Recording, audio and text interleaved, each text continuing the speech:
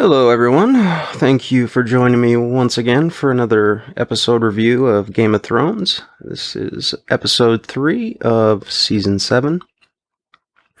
Yeah, it was a pretty good episode all around. Some of the surprises were kind of, pretty much rehashed from previous episode.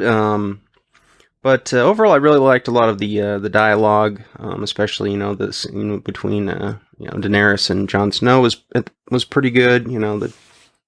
Both, especially Daenerys, she's still got kind of that zealous mindset, determined that she's the only rightful ruler, but she seems to have a little bit more self-control and has probably maybe a little bit of her advisors and her experiences have rubbed off on her in a positive way, and she's not just wanting to fly around burning everything down. So that's good. I make a little bit more rational when dealing with Jon, because Jon's stubborn in his own manner. So definitely tension created there, and I'm sure some sexual tension as well seems like unavoidable when it comes to television programs. But anyway, yeah, good opening scene with reuniting Jon Snow and Tyrion Lannister together. Tyrion, of course, with a full beard now, and reminiscing a little bit, and then of course a introduction to unfamiliar faces. Was it Missandei and Davos, and then Davos is asked her where can't place the accent. I'm sure anybody that lives in Britain can probably tell you what part of the country the accent comes from, or I'm assuming she's a British actress, or at least the dialogue, but I thought that part was kind of funny. And of course, we get the part where Jon says, "I'm not a Stark," and right away the dragon flies over, and they have to duck for cover. So I don't think that was any kind of coincidence. It's pretty much saying that he's a Targaryen, or at least that's what everybody seems to be pointing to. So kind of punctuated that little line, and I've seen dragons for the first time, so probably not overly surprising, since I got a note from Tyrion saying that they had dragons, and of course he's seen the White Walkers and their masters from behind the wall, so probably not much is going to spook him these days, just kind of a bit of startling, but who knows, maybe he'll be riding one of those dragons in future episodes. We'll have to see. So yeah, of course, Varys comes in and breaks up the conversation, so she shows a bit of hospitality to get them out of the room, and then he reports about the attacks on the Dornish and Ironborn fleets, the Greyjoy fleets by Euron Greyjoy, and of course, next thing Theon dragging him out of the ocean like so much fish or something in a net, just flopped up on the deck. So I'm surprised they didn't just chuck him overboard, probably because he's got the last name Greyjoy, but I'm surprised they didn't just string him up or something, because his sister was basically their leader, and she was vying for control over the Iron Islands as the grand poobah of the group of the House Greyjoy. So yeah, that was kind of you abandoned your commander and leader in a cowardly way, and it's usually a death sentence in that time, or at least a harsh punishment of some sort. But maybe he's since they all realize he's maybe they all realize he has some bits chopped off, so maybe that's and the only thing they probably couldn't think of anything worse than just letting him live as a sniveling little coward like he is right now. And of course, Euron Greyjoy is living it up and gloating as much as possible. And typically in shows like this, characters like Euron Greyjoy kind of irk me a little bit. But the way it's written and his acting and the dialogue that they give him works really well. So I have a kind of, he's kind of the sadistic bad guy, of course, and from what I understand, he's way worse in the books. But he's likable in that way, especially with his kind of, sparring a bit verbally with Jaime, and Jaime's kind of a, more of a reformed person now. So he's, now probably looking at someone who was a little bit more like himself, at least in the kind of cocky way and the swagger and everything. And so yeah, asking him for bedroom advice was pretty good.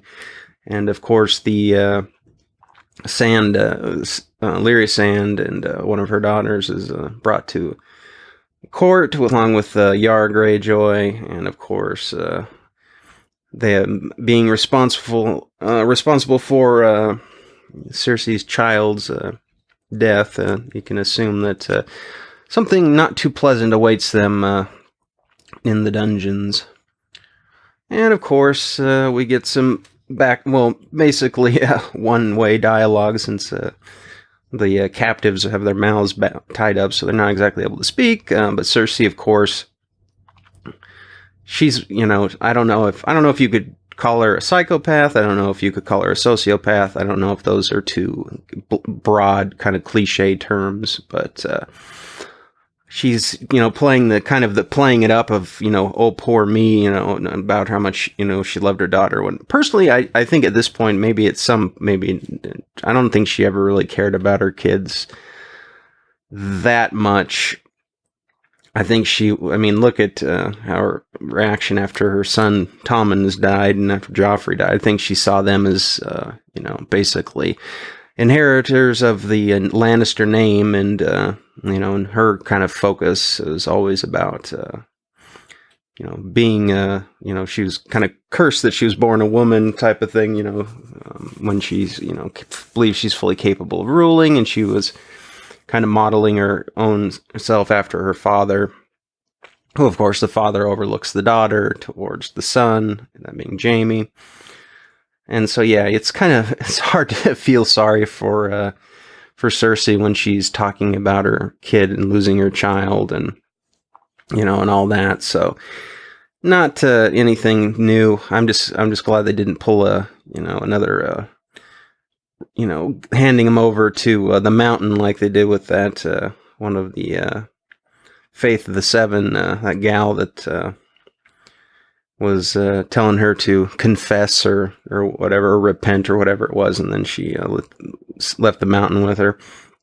But yeah, it's kind of I guess poetic justice if you're on Cersei's side, that she gives him that same medicine, or not medicine, I'm sorry, that same poison that killed Marcella.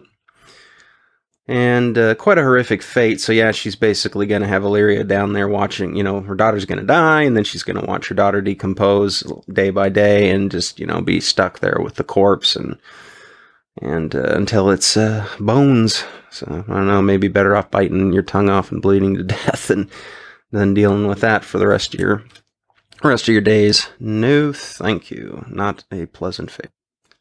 And of course, to make it even less sympathetic, after the encounter in the dungeons, she goes right to her room and and proceeds to have sex with her twin brother, or at least a twin as far as the the time they were born.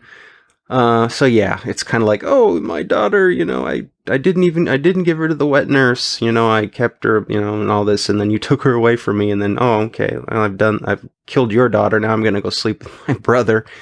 Like, yeah, sorry. And then she flaunts it when one of the servants comes to the door, doesn't shut the door or anything, so she's past the point of caring one way or another when it comes to the public opinion. I mean, she's already had that walk of shame and all that, and paraded nude through the streets with stuff thrown at her. So I don't think you can really humiliate her or get her under her skin too much. I mean, of course, when Illyria Sand spit at her feet, you could see that she was holding back her rage. But yeah, I think she's become pretty callous, needless, and she probably always was. It's just kind of gotten to a more extreme degree of of not caring too much. All right, and then she goes from banging her brother to meeting with one of the representatives of the Iron Bank, they are, of course, the Lannisters are, and just the kingdom in general, because Robert pissed away all that money, on his tournaments and all that. Ned had to find out from the records just how much money that Robert was spending on all of the festivities and everything, because he didn't give two shits about ruling the kingdom. Really, he wanted, like I said in the book, he wanted Ned to rule the kingdom while he ate himself and hoard himself to an early grave. So yeah, not only the Lannisters in quite a bit of debt, but also just their the capital, or whatever you want to call it right now, the King's Landing of the central city, or whatever you want to call it, for all the kingdoms ruling point, or where it's typically been, where the Iron Throne is, of course. So, and it's kind of funny because this is not to get in conspiracy theory world, because it's not really a conspiracy theory, but there are this kind of thing where there banks and private and money investors are betting on warring factions and supporting one over the other. That still goes on today to a certain degree. Just like, when it comes to funding terrorism and other things like that. So it's kind of goes to show that, watching that scene, I'm like, there's, in some shape or form, things, stuff like that still happens to this day. So, it was a very telling scene and a good scene if you, had the, read the between the lines and, and compare it to what goes on today. Because, these banks are basically, they're gambling or investing in, which side they think is going to come out victorious. So obviously they're leaning towards Cersei's crew. And that may be a big mistake. It may work out to their favor. But the bank doesn't care who dies or, who wins, as long as they get a return on their investment and they invest in the victor. So, a little bit more to that scene. If when you compare it to what's going on in the world today, it's kind of a good scene. Definitely a lesson to be learned from. Things haven't changed much, even though this is fantasy. It's always been that way. Those with money are able to influence, especially those with a lot of money, are able to influence politics and, create conflict or continue to stoke the fires of conflict. So, good scene overall. All right, so we get some more dialogue with Jon Snow and Tyrion out on the cliffside there. Of course, Jon has got, he's always seemed to be in conflict with his sense of duty and also taking risks, because he doesn't seem to have felt that the visit down here into the south was worth the effort. But of course, Tyrion has a way of getting people to, kind of get a little reassurance there and get them to see reason, because he's a strategist and learned. Like I said, devours books, because it's about all he could do. He's not exactly going to be a knight, so he spent most of his time just increasing his knowledge and observation. So gives Jon a little bit of confidence, but he does spell out the truth, in that kind of sailing down here and saying there's a army of the dead up north of the wall marching on us. Even though she's got 3 frickin' dragons, she should be.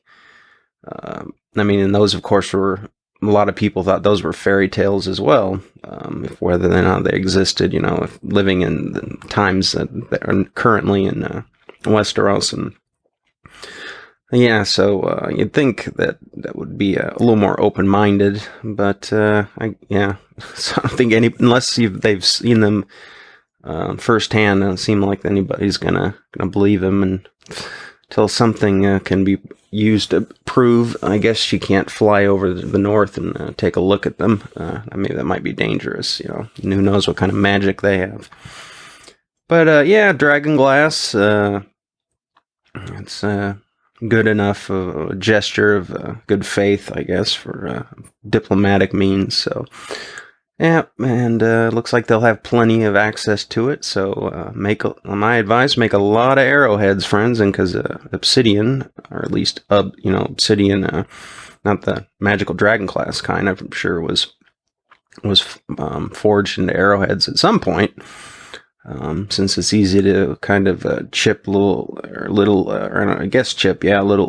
bits, to thin it out and narrow to the point where the way it kind of fractures or breaks. So, spears and arrowheads and stuff like that. Anything you can hit them at with some distance between you. Plenty of spears and plenty of arrows. And after that, Tyrion, of course, playing the intermediary between the two, or mediator, whatever you would like to refer to him as, convinces Daenerys that the dragon glass is essentially worthless to her at this point because she's not going to forge dragon glass weapons to fight her mortal enemies. So yeah, let him mine all he can mine and take it with him or whatever, and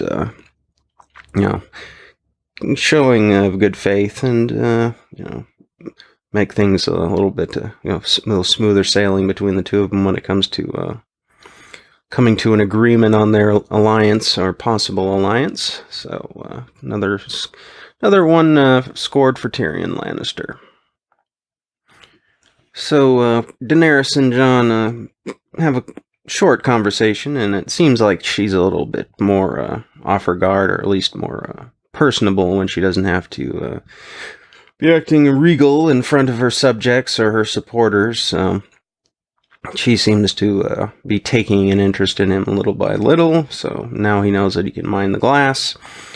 And yeah, so something productive has come from this meeting. And then we're over in Winterfell with Sansa and the rest, Littlefinger, and trying to see what the situation looks like with their food stores. And of course, given the length of the winters in this series, it's pretty much insane to think that anyone could survive, a winter that lasts that long. I don't know how many, what it could last, like a decade or something, or I don't know how many years. But you basically would have to hope that somewhere east or south or whatever, further enough away, didn't succumb to the cold, that you could actually get food stores and supplies from and have them shipped in, and you'd probably go broke doing it because they know that you've got no other choice. You either start eating other people like the Donner Party, or you might as well become a White Walker, because you are going to be dead either way. Littlefinger gives her some good advice. I think good advice, at least in general, kind of more of a Machiavellian type, or I guess art of war type approach to, fighting her battles. Though I think it's a little extreme, but for him, everything's a game, everything's a political ploy, everything's something that he can manipulate to his advantage. So that's just kind of the survivalist mindset when it comes to politics, but kind of shocks her a little bit. But it's smart, you anticipate and don't assume too much of what's going to happen. And it's like, playing chess and looking at the moves ahead of what could possibly come from the move you just made or the move your opponent made. So not bad advice overall. And of course, Bran is back at Winterfell, and seems to have, definitely the way he's talking seems to have changed quite a bit through his experience becoming the Three-Eyed Raven.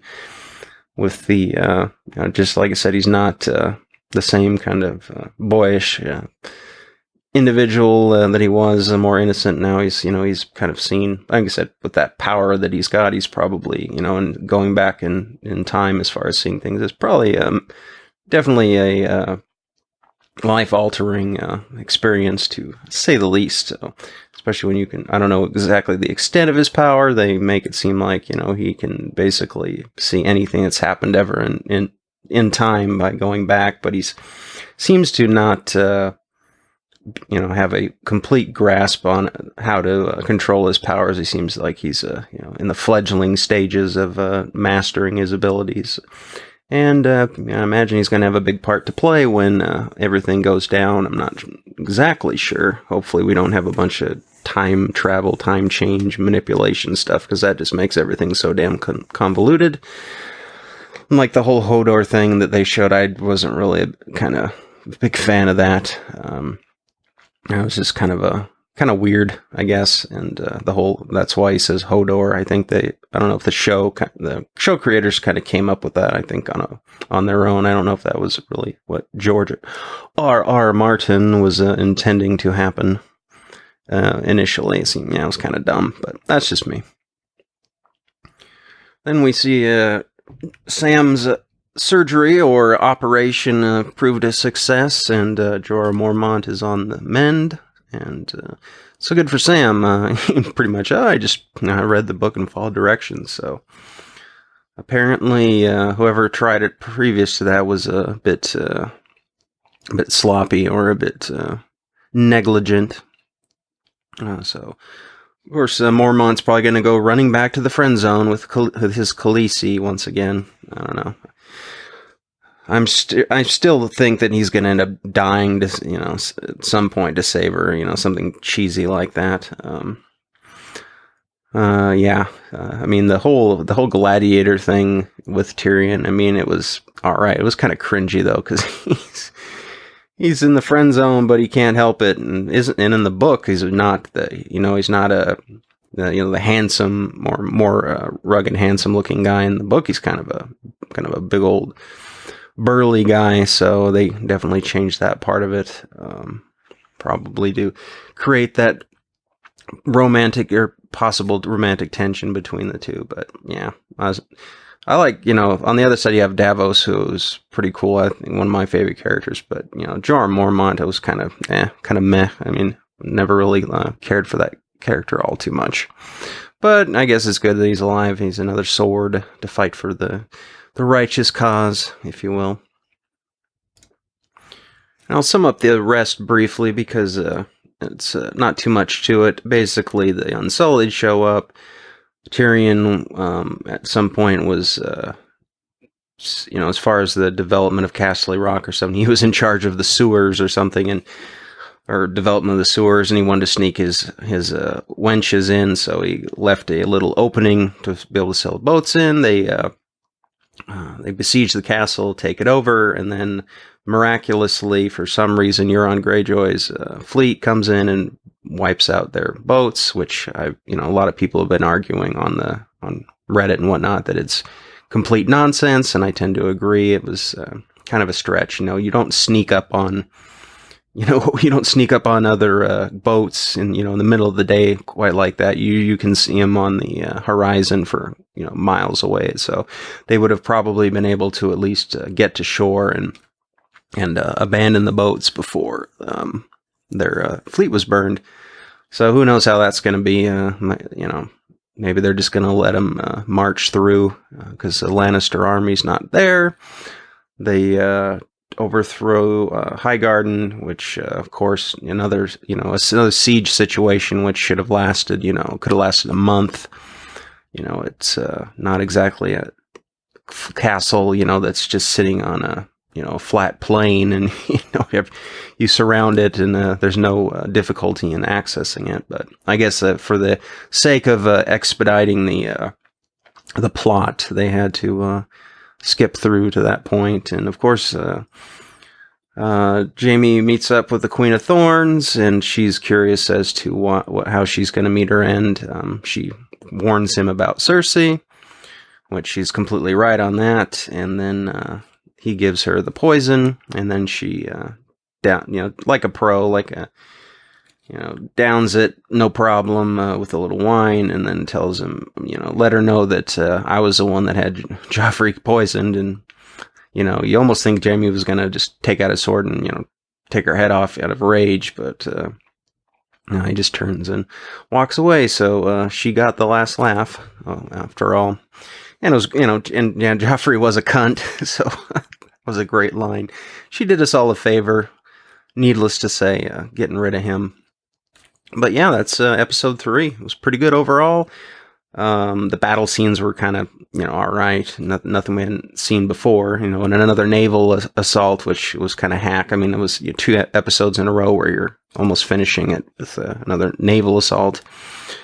So I guess they want to make the odds look like they're heavily in Cersei's favor now, and create some tension, but, it's kind of done haphazardly.